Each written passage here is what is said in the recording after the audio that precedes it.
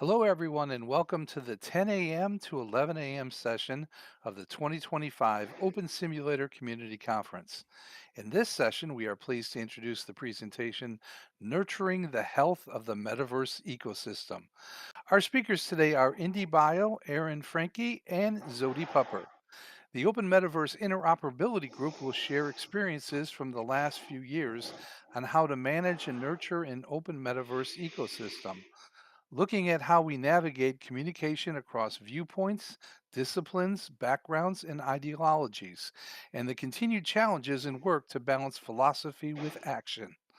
Please check out the website found at conference.opensimulator.org for speaker bios, details of the sessions, and the full schedule of events.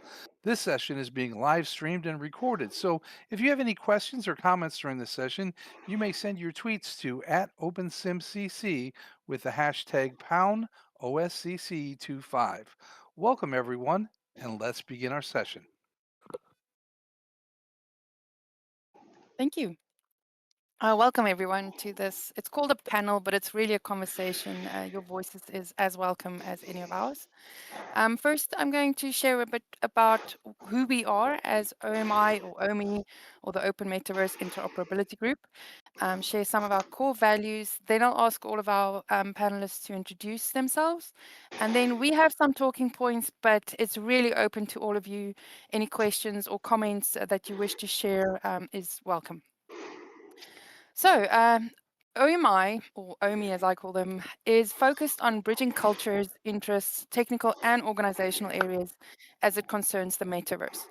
A lot of us are interested in interoperability of standards, of specs, of assets, but some of us are also interested in the wider bit around that, the organizational stuff. If you attended my previous talk, very much around all of those sort of things.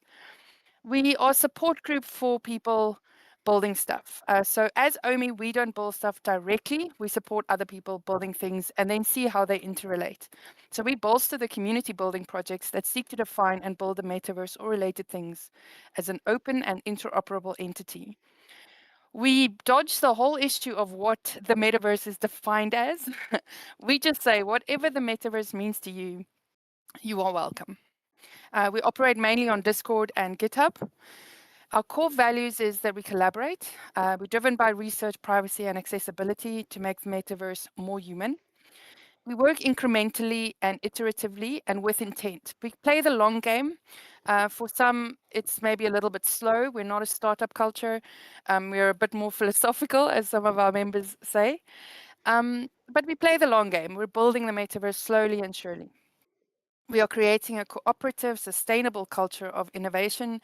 We empower the people making the metaverse, and we cultivate resilience by championing diversity and freedom of choice.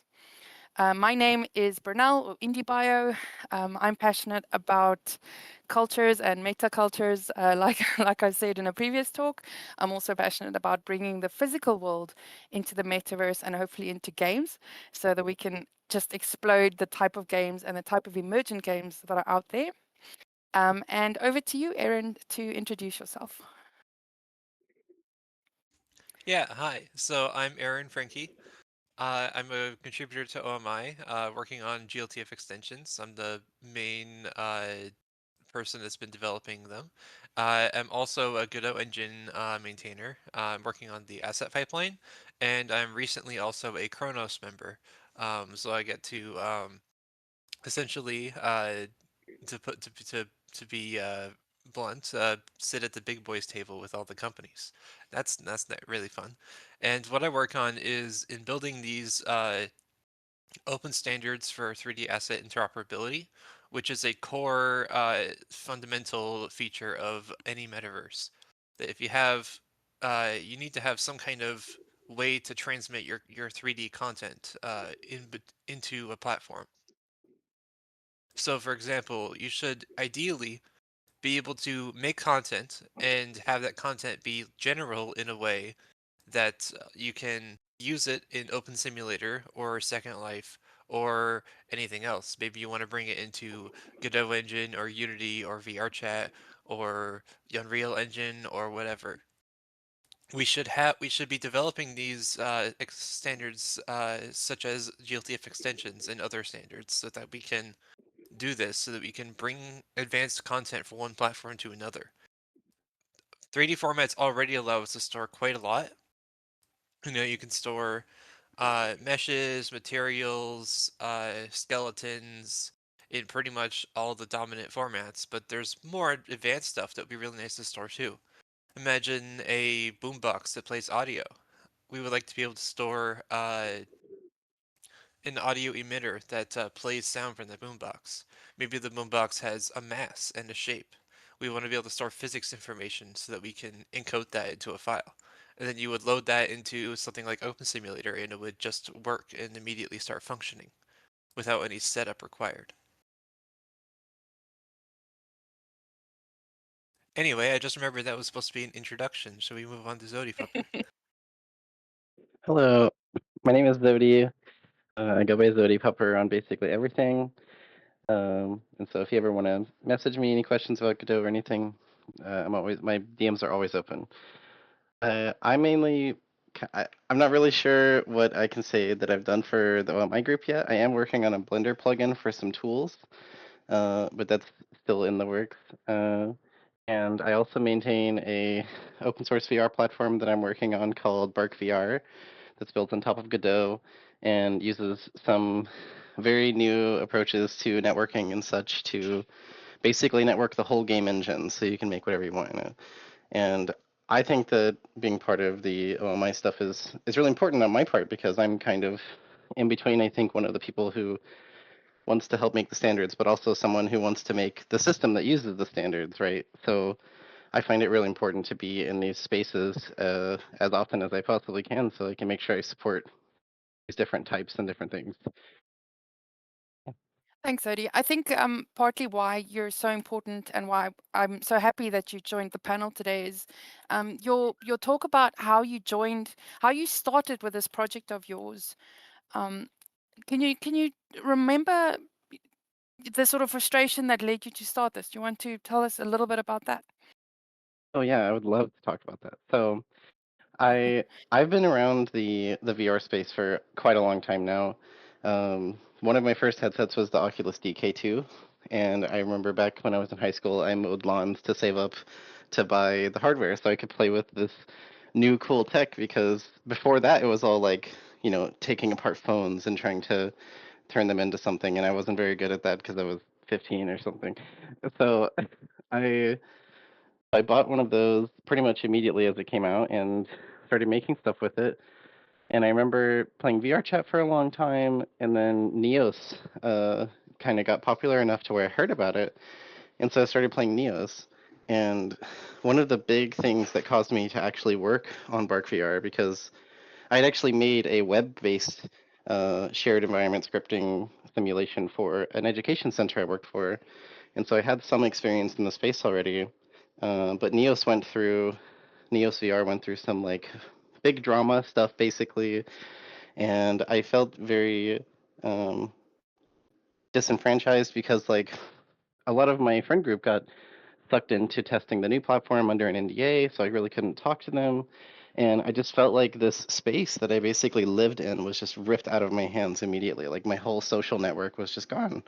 And as I call it, terminally online person, uh, that was my whole social circle. So my inciting incident was basically I wanted to make something that uses only open standards and open systems and focuses primarily on being robust and making sure that like even if I died or something, this project would never die. It's decentralized. You don't really even need to host a server to do the networking necessarily. It is very robust. And that was I just wanted to make sure that I made something that is yours forever. It can't be taken away. Awesome. So I think that leads very well into our main body of the conversation. And thank you for I think it's France for moving on to the next set of slides. So based on our conversations across the few years that I've been involved in OMI, there's certain things that keep coming up, either good or, when we vent about something frustrating that's happened. And Yeah, so through our conversation, we sort of got through these 3 points. Zoe, do you want to say something else? yeah, I just it made an agreeance noise. Sorry. um, and yeah, so we came down to these 3 talking points, about communication across different, viewpoints or whatever, the evolution of cyberculture, and the balancing of philosophy plus action. And so those are the points that we thought we could discuss in the panel today. And if you have other things that you want to discuss from the audience, or that comes up during conversation, please share that with us. So I think firstly, building bridges, communication across viewpoints, disciplines, backgrounds, and ideologies. I think Erin is a very a very good example of how this does work. Um, and maybe, Aaron, do you want to share your frustrations before we manage to get this good working relationship with Kronos, and how that is different now in this context? Yeah, so essentially my like underlying motivation for all this metaverse stuff is frustration. I get frustrated by quite a lot of things that I see throughout in the world. I'll speak specifically on the frustration you said in just a sec, but I am frustrated by like if you go online and you go to buy like an asset pack or something, they'll typically ship it in the form of like maybe it'll be Blender files, maybe it'll FBX files, but those don't contain, all the information you need to actually get it working. You have to do more setup after that. Or maybe they'll ship you Unity package files. And Unity packages are not useful if you're not using Unity. So if I'm sitting here with Godot Engine and I have a Unity package, like what the heck, man?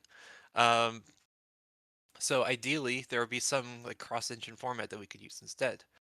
I also get frustrated just in general by people developing content that's only for a specific platform, and the amount of like effort that goes into that stuff that's specifically one platform, or repeated effort where the same thing is redeveloped, reinvented over and over and over and over because everybody wants to do their own thing. Uh, Drama on stage. Focus, man. Yeah. So like for example, Second Life has avatars. Well, you know what else has avatars? Like 100 other different games. Like no, like every game ever. And it's been reinvented in some kind of user-generated content way where people can like make stuff in like 100 different places, 100 different platforms and engines and content creation tools, 3D modelers. Um, and then, so what IndieBio was saying specifically, another frustration is with actually being able to talk with people about this stuff. So, I'm complaining here about the lack of people working together on standards and everybody doing their own thing. So, what are the channels available for us to like talk to each other and actually like communicate? The answer is not many. So, a lot of the work that goes on for like be it I haven't looked into specifically whatever Open Simulator does, but Linden Labs, a company, their stuff is like closed, and there's no like open source place where they have post their code, and no chat place where you can chat with their developers directly. And that's the same with every company. Basically, they don't have like a place where you can go chat with people working at that company. These standards organizations typically are closed. You have things like MSF, which is closed, Kronos, which is closed, MPEG is closed, everything's closed. You have to pay to play. Um, and these are really only intended for like big companies to get involved, because if the membership fee for Kronos is $100,000 a year, then you're not going to be joining that organization unless your company makes an absurdly large amount of money to justify that as a small portion of your expenses. So, what OMI does to fill the gap is we uniquely are a standards organization that you can participate in without paying any money. And you could do that completely openly. And all of our stuff is open source. We don't have any closed repos. Like even like the admins of the server, like we have like a private admin channel for like moderation purposes, but like we don't use Yeah. it for anything. So like basically all of our stuff is open, and we've been like shouting loudly enough, basically echoing what people discuss at OMI. We've been shouting it at other organizations like Kronos, and we've what we've done recently to get this like frustration kind of resolved is we convinced Kronos to add me as a member, as an individual member for free, which is very unusual. If you look at like all of Kronos, they essentially don't do that for anybody. There's like I think like 3 people at Kronos that are in there for free. So I'm one of them.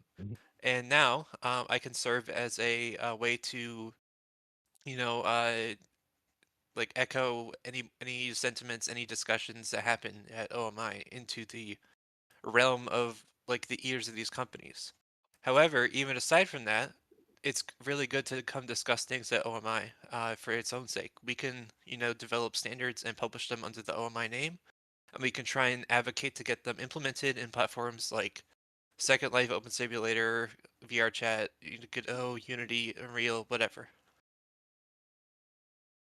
Can I want to add to that a couple of points that I've seen. So I'm not technical or code technical in that way. And a lot of stuff that we've seen in our conversations with, for example, Kronos and MSF is, again, all the intentions are good. It's not like people are saying, oh, you little people, go away. It's just in the way that the organizations work, it ends up being exactly that. And so the conversations that we've been having with Kronos is, we get that you want to share and you ask for comment and you ask for input. And then when we give you input, because we've also been working on this for a long enough time that we know what we're doing, it gets lost, it goes missing. And so how the conversation with Kronos started was, how can we help you? You asking for help, we want to give you help. How do we make this happen? And so that led to a couple of meetings, and one of those outcomes was that Erin joined as a volunteer member, or whatever they call it. The other thing was that a lot of decisions get made in the sort of, the real world sort of hallway track. There's conversations, and a lot of that is actually noted in meetings or transcripts or recordings, but then it never makes it out. And so I'm looking at the notes that I made there, the helpfulness of AI while keeping a human in the loop. Some of these conversations was about how do we capture the essence of what happens in meetings and recordings so that it carries forward, and so that when you speak to other organizations, you get the gist of what they're saying, and it's not just lost in the, let's call it, bureaucracy. So some of the work that we've been doing, and I think Jin and Jimmy has been doing a lot of that, is using AI to manage, to mine that information. But then importantly, you need to go back and make sure that what is written in the summaries from those AIs is actually what happened. But it takes, we said something like, it takes the work from 6 hours of mining through those minutes from meetings to 1 hour. But you do keep that accountability in the loop. And then the other thing I wanted to say was, as a non-technical person, or just someone who thinks a little bit different, and I mean, we all here think very differently. That's partly of what makes this such a creative community, and that counts for OpenSim and for OMINE, I'm sure every other organization. But sometimes we just don't get what the other person is saying. And so we've been working on how do we translate that. And so Humble Tim has been doing a lot of that work with creating little like interview prompts that the AI then feeds back to you. And they use it a lot with me because apparently I speak in really weird ways. So they'll record our conversation and then get AI to sort of make it back to what they think I'm saying, and then bring it back to me and say, is this what you meant? And then we get from this tangle of thoughts, and it sounds really good, but then afterwards you can't remember a single thing about it, to something that is really good, really concise. And I think our last 2 blog posts was like that. But that doesn't mean that it's AI generated slop, because we went back as humans who were in those meetings and said, yes, this is actually what we said. And then the other magic that happens is that because of the word associations and the way that different people prompt, it's like, oh my word, yes, that's what I meant, but I never thought to say it that way.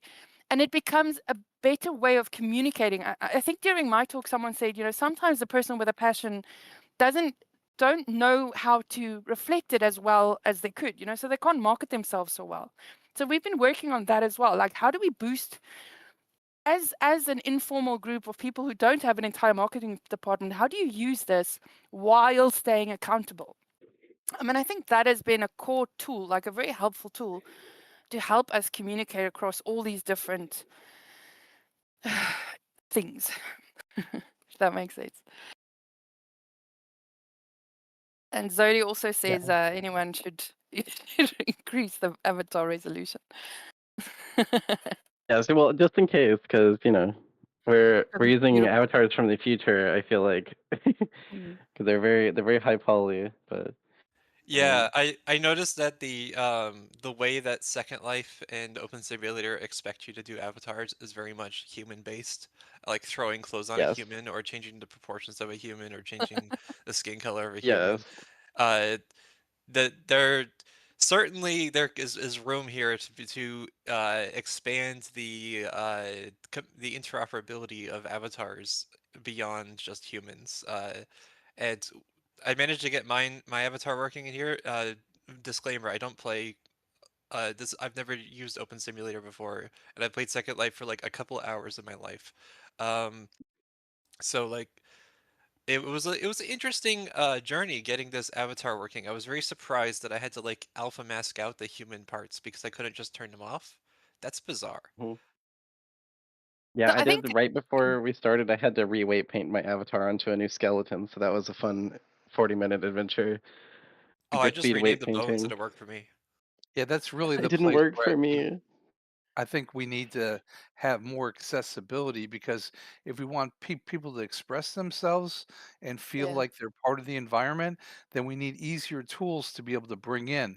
I do a lot of 3D modeling with characters, and I can make it look just like real life people, but or do Mhm. fantasy stuff. But it's always been a challenge for me when it comes to bringing them in to the world and having them rigged right. So it's Well, just one of those areas that would be great to improve over time. you know that I like we. Oh, sorry. You go ahead. I just wanted to say I loved being able to just come in and have an avatar assigned to me and not have to worry about it because I'm on the completely other end of the spectrum. I do not care, Really? and I don't want to sit stuck with it. So that was great for me. Now, Carry in on, this Zodi. aspect, I do want to add that Aaron and I and a few others have been talking about the potential of making an avatar extension for our OMI stuff. And I don't know if I maybe shouldn't talk about this yet or something, Yeah, but no, go for it. um, I think that that would be really great, right? Because as soon as I opened Open Simulator, my first thought was like, oh, maybe they have VRM or something, and it's like, well, they don't. Not many things support VRM, so it was maybe a little wishful thinking, but like the nice thing is that because we build OMI, all the OMI stuff as a GLTF extension, it is almost trivial for some of these things to be added to like the game engine, right? So if you did want to add support for like VRM or our future avatar format, the really great thing is you basically just need to add analogs for these node types into the game engine. And that's one thing that I think is really beautiful about how the OMI stuff is set up this way is it makes it very extensible and very flexible. We can basically just put whatever we want into the JSON, and as long as we codify it, everyone else can use that too. It's very cool. But like that's one of my favorite things. Like in my Bark VR platform, I pretty much only support VRM right now. Otherwise, you have to set everything up yourself.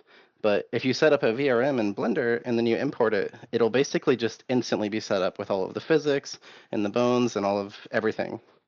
And that's really nice. And that's kind of what we want to go for, right? Is like you just drag and drop onto the screen and then you're good to go. I want to expand on this, or sort of maybe take it on the left field philosophy track of how that links to evolution of cyberculture. Because right now we're talking about accessibility across a range of technical, whether it's desires or abilities. And back in the day, I think when the internet sort of evolved, it was very much a technical thing for technical people. And I think we really lost an opportunity at the early days of the internet about who are we designing this for?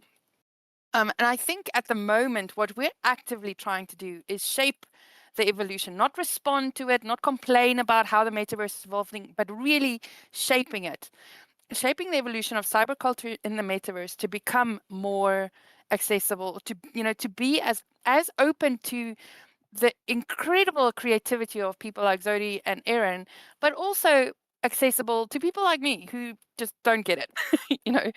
And I think we really have an opportunity there to learn from the past mistakes as we move forward with all of this, whether it's technical or otherwise. And I want to add something too. Someone in the chat said identity and representation, or was it Lear? I don't know how to say that name. Lobo. Identity and representation Lear. of self is very expansive. Yeah. And I think I think it's good, right? Because like being able to be yourself in the virtual space is so important. Because like for me, I'm kind of a weirdo. I'm a Therian. I'm a furry or whatever. And so it's like I'm one of those fey people, kind of. And being able to put on a VR headset or even just go into this kind of space and see something that is, what my brain feels like I should be is really cool. It's something you just don't get to do in real life. And, why should our virtual spaces be limited to anything that happens in real life? Like real life sucks. I want to be a flying purple dog, I think that's so cool. I'm going to challenge you a bit about real life sucking because it was something that Okay, Sean well, from RP1, no, just let me go. Said the other day about, digital pets. And it was as I was going to walk my physical ponies. And I was like, why would you want a digital pet? But then I thought about it on the walk and it's like, you can, as good as or bad as real life is, or physical life is, you could do stuff that is beyond, in the virtual. And it was something that mhm, even Nikki or Henry Jenkins or someone they quote wrote that, when we evolved into this virtual space, must have been Henry Jenkins, we could be anything. And then we just replicated humans. Like, why? right? I think, yeah.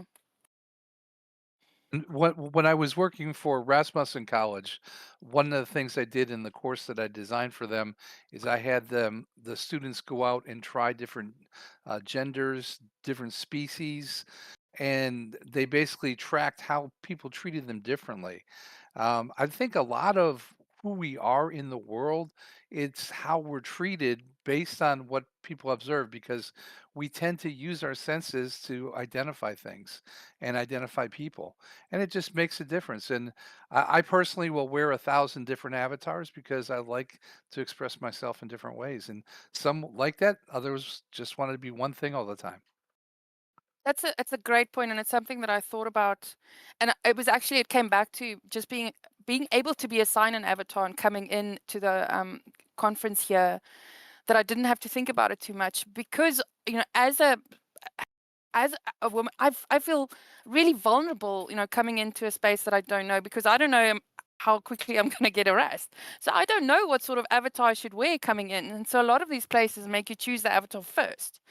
And I'm like, well, I don't know what Mhm. I want to be yet because I don't know what the context of this world is. And so I thought that the way that it was done into this conference, I don't know if that's a second line thing in general or an thing in general, I thought was really cool. And to expand to that, so my world is mainly in the, as Aaron says, the first life. How do and thinking about how do we get people on board who's not here yet? And specifically, I'm thinking about people who are problematic, who's conservative or just difficult. How do we get them engaged from a sense of curiosity and playfulness?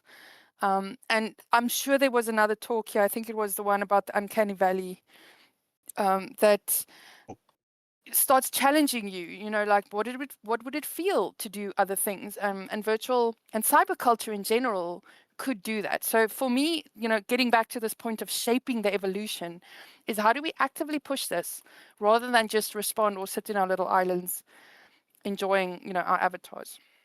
And I think that's Also, something that Omi is doing. Mm. Also, for what Sun Tzu said, wearing 1,000 different avatars to express different things. Now imagine you have those 1,000 avatars all set up in Open Simulator and you go into like VR chat or some other platform.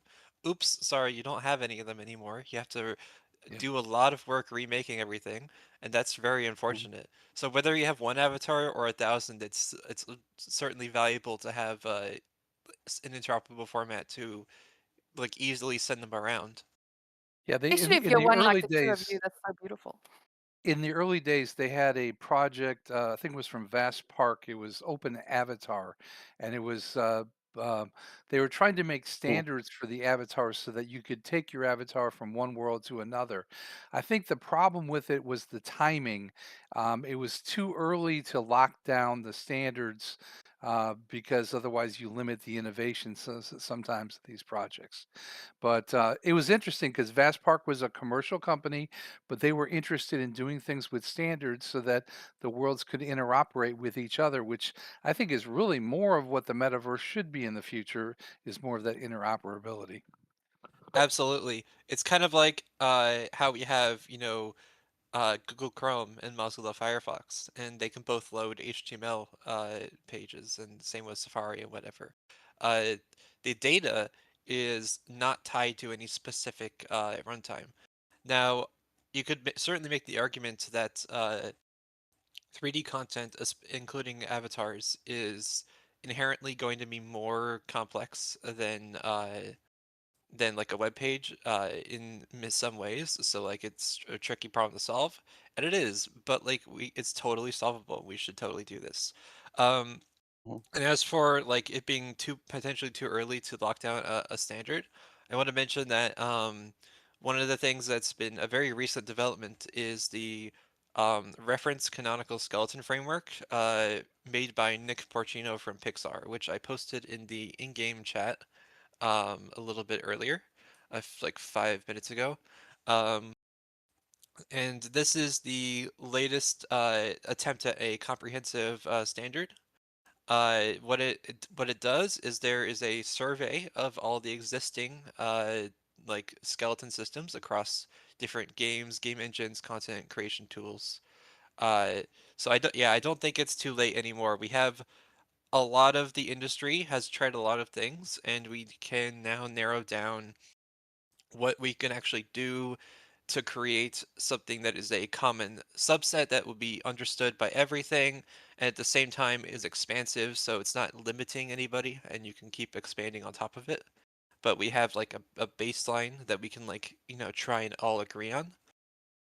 So the reference canonical skeleton framework, you can read it if you want to see more details. It's very similar to a lot of skeleton systems like VRM. Uh, it's pretty much just like capitalize the first letter and replace upper chest with chest one, and replace little fingers with pinky fingers, and then you converted a VRM into a reference canonical skeleton framework, and it's similar conversions like that for a bunch of other ones. Like it doesn't exactly match any specific application, but it is a set of standards with names everybody can agree on. And it's not just names, there's also a listing of like what like physical real life human bones does this correspond to? And this way you can have like a an actual physical foundation for the skeleton, and it's not just us making up stuff and or just putting things willy-nilly. There's actually a canonical place to put these bones. Yeah. And So I there's a wonder too at times on this, like, does it help to work maybe with the IEEE at some point in the process too, to lock these things down as standards? I would love to. If anybody has contacts with IEEE, please tell them about this. Are they part of Kronos or MSF? I think No, they're their own IEEE is their standards own committee, thing. right? Okay. Hmm. So I wanted to put up, there's a comment by Ian McCracken, perhaps a living standard is a good thing, or get the basics, then progress. And I think this conversation about do we lock down standards or not happens a lot. And it's one of those, like the definition of the metaverse, that I just try to sidestep. But in recently, we had a conversation about it again. And then I wondered, and this is in the Discord channel if people want to go back to it, but I wondered if as much of the standards themselves understanding what each step in a standard does and why it's important. So you're actually using the standards also as a conversational tool and an educational tool and a literacy that actually goes further than just plonking the standard down there and expecting everyone to use it. So, I should mention when it comes to making a living standard versus an evolving one, that's certainly possible to do. Um, the GLTF way in this regard is to have layers of extensions. So you start with an extension that specifies some things, and if you want to specify more things on top of it, you add another extension. The idea here being that if you don't support some of it, you can at least load the other some of it as like a baseline and have like a fallback for older apps or applications that haven't implemented the new extension. And this way, uh, you don't end up with like a new avatar that's just like completely broken in the old thing. It just the old thing just won't load the new features. I'm just doing a health check. We've got about 6 minutes left, and I get that this is a good conversation topic. There is the GLTF channel in our OMI Discord. I'd like to just cover our last point of philosophy plus action, and using this as an example again. We have a lot of big philosophical conversations, right? Should standards be locked down, etc., etc.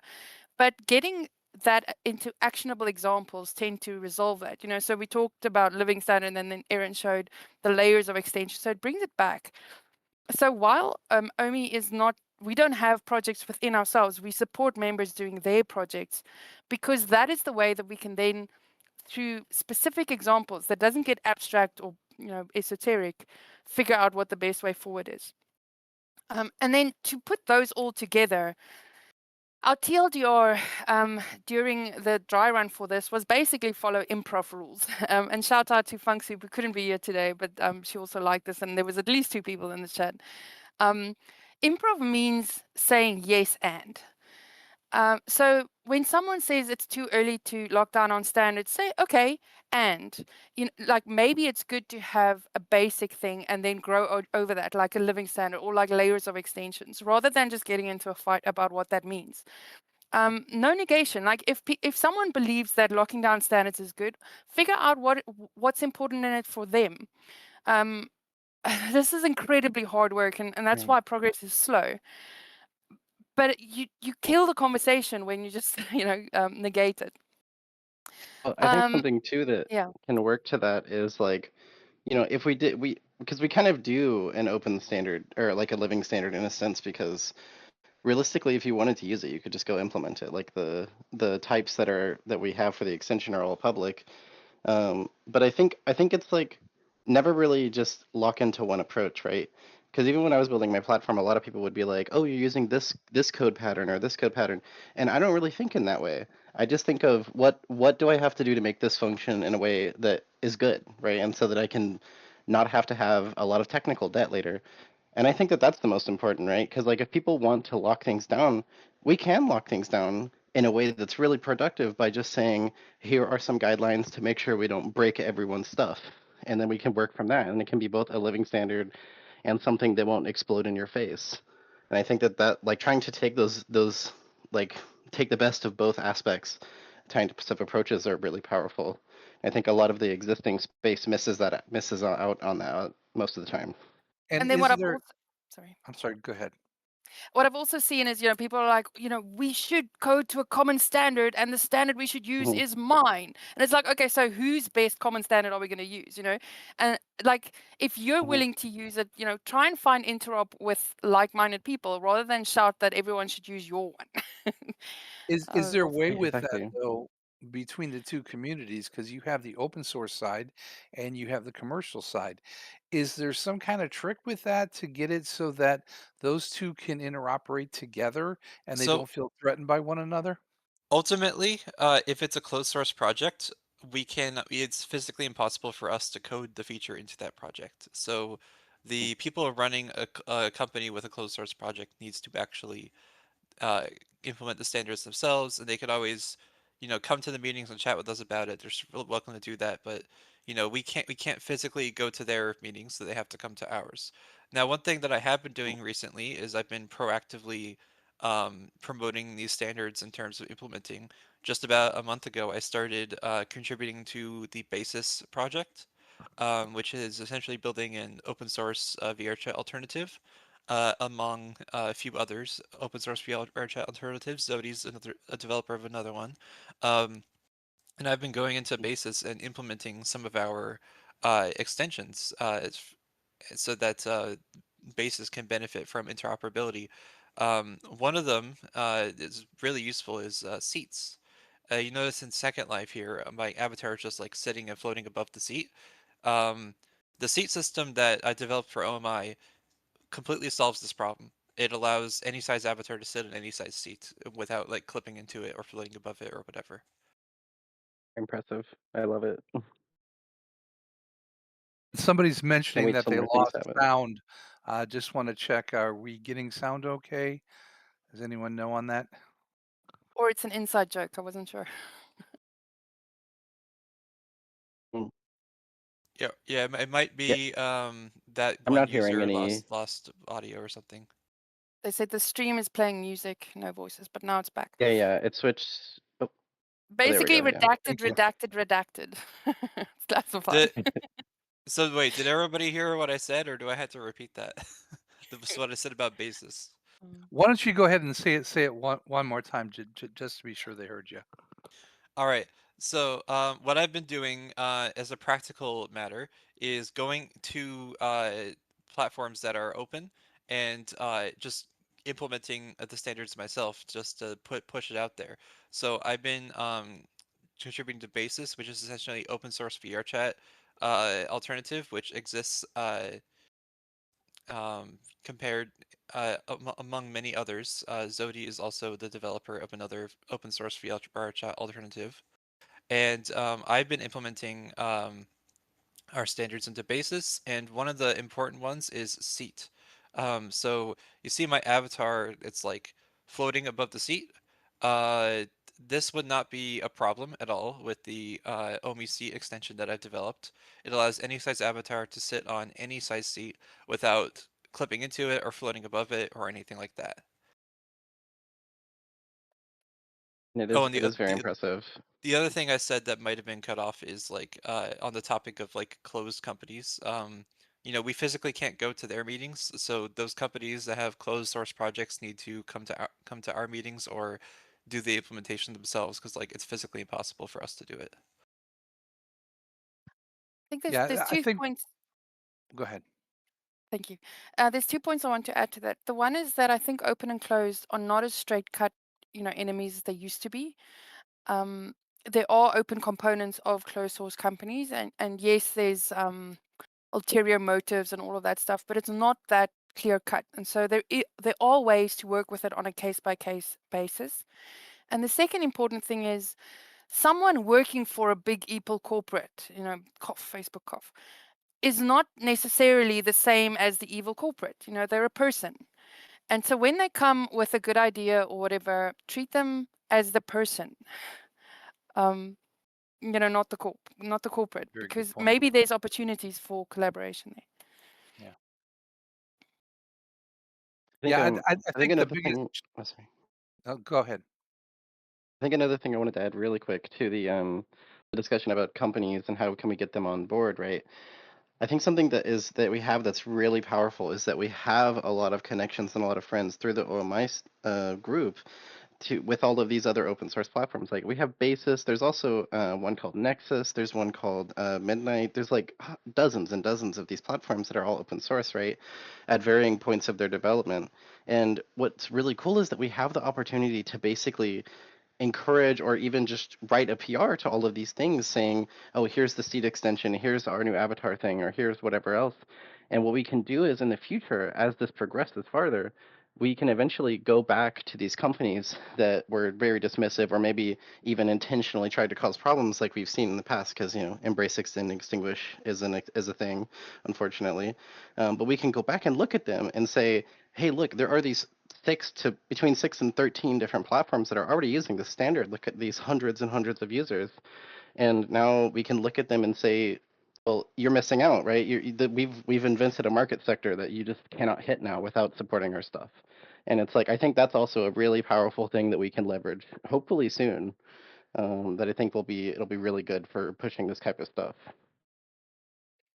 We've got 3 minutes left on this panel, and it's lovely conversation. I'm loving the chats as well. So let's continue this in the Discords and in the in the metaverse. Mhm. Last closing round for comments, and then to end. I wanted to go first, but now I've forgotten what I wanted to say. Oh, So closing comments from you guys. Are there also ways that people can get involved with this? How would you recommend they become part of the absolutely. help for this in the future? You So go, there Indy. there are You do this. many ways to get involved. I'll speak a little bit on the technical side, and also like just to start, like you can join our Discord server. And I know that that's the trend that everybody says go join our Discord server. So um, but yeah, like genuinely, we have our meetings in Discord. We have multiple weekly meetings on different topics. We have a general meeting on Tuesdays. We have the GLTF meeting on Thursdays. Um, and aside from the meetings, you can read our specifications. You can go to GitHub and read them. You can open issues if you have any feedback on them. You could try implementing them in your platform of choice. You could chat with your friends about them. There's quite a lot of ways to get involved here. I Go remembered ahead. what I wanted to say. Yeah. So we hear sometimes, when people hear that we are passionate about the metaverse and in OMI or whatever, they're like, oh, but the metaverse is dead or whatever. And for that, I almost want to say, how dare you? Because we're building the metaverse and we are not, falling victim under the narrative of those who want to control the narrative. We're complicating the narrative and we're building the metaverse that we want to see. And if you believe in that, come join us and have that chat. And also come with what you're passionate about. Whatever you're passionate about, someone somewhere is going to find beauty in that and, work together. Well, thank you, Indy Bio, Aaron Frankie, and Zodi Pupper. That was quite an informative and interesting panel you gave us.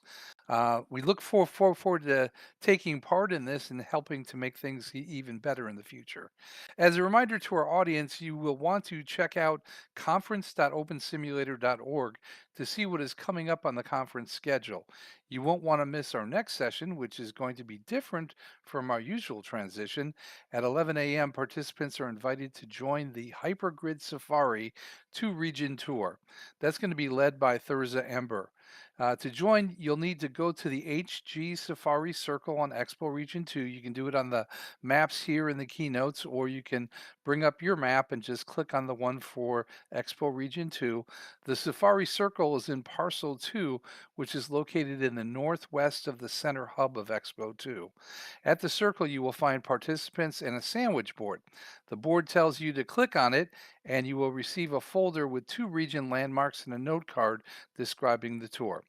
Also, we encourage you to visit the OSCC 25 Poster Expo in the OSCC Expo 3 region to find accompanying information on presentations and to explore the Hypergrid Tour resources in OSCC2 Expo region, along with the sponsor and crowdfunder booths, which are located throughout all of the OSCC Expo regions.